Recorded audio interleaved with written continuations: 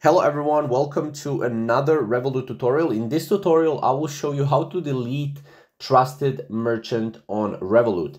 Now, as you know, trusted merchants are basically your trusted, credit card spenders, or, how I would say companies where you spend your money.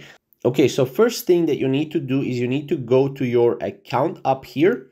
And then what you will need to do is click on security and privacy. From security and privacy, you will see here that we have a lot of different things, and we have trusted merchants right here under security, the second option. And then here, as you can see, trusted merchants will appear here. So as you can see, the trusted merchants that you're paying with or that you're spending money with are going to appear here. And then here, once you have them, you can click on them, and then you can delete them or edit them however you want, right? You can remove them, and then they will not be trusted anymore, right?